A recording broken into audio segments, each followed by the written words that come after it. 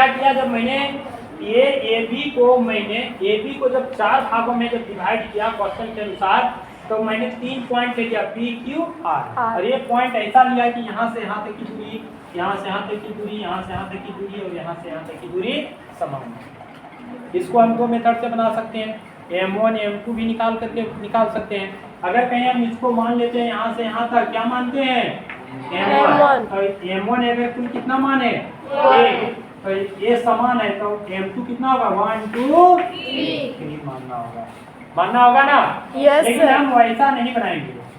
अब 4 भागों में डिवाइड करने के लिए बोला है, तो ये और बी का बीच बिंदु कुल क्या है क्यू। तो पहले हम किसका निर्देशांक निकालते हैं, क्यू का निर्देशांक निकालते हैं। क्या क्यू का निर्देशांक बच्चों, बीच का पॉइंट निकालने का क्या मेथड होता है कि कोटि और कोटि को और भुज को जोड़ करके आपस में अर्धों से भागा देते हैं। तो यहाँ मैंने -2 और 2 को आपस में जोड़ दिया, -2 + 2 बटे 2, और दूसरा क्या किया 2 + 8 बटे 2, कुल कितना निकल गया, 2 में 2 गया 0 बटे 2, और एक कुल कितना होगा 10 बटे 2, एक कुल कितना हुआ 0, और एक कटा कुल कितना हुआ 5, अर्थात एक कुल कितना निकल गया 0 और 5। एक बिंदु मैंने क्या निकाल लिया 0 और 5। तो क्यू का निर्देशांक पहले मैंने निकाल लिया। समझ में आ रहा है क्या नहीं। अब आगे बढ़ते हैं, आगे देखो, आगे इसको रख रहे हैं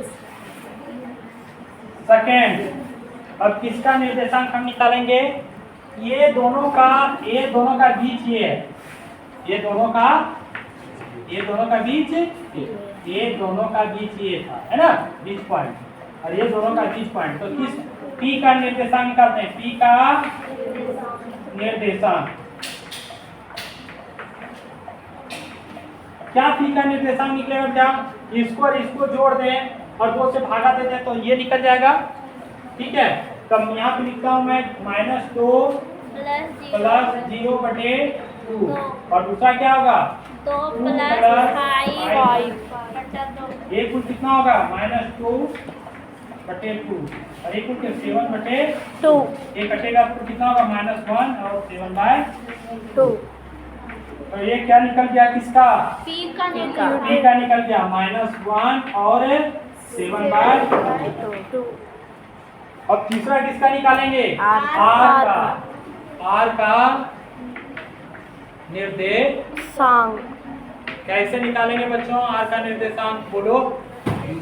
ये दोनों का बीच में ये है क्या नहीं, तो हम क्या लिखेंगे 0 + 2/2 और 5 + 8/2, 2/2, और एक कुल कितना हुआ 13/2, एक कटा कुल कितना हुआ 1 और 13/2।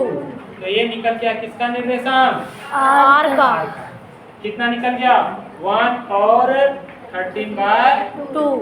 वही लिख लेना है आपको, P का निर्देशांक कितना, Q का निर्देशांक कितना और R का निर्देशांक कितना लिख देंगे, बस आंसर यही सब होता है। एक आंसर 2 और 3। ठीक है बच्चों, अब इसे देखिए।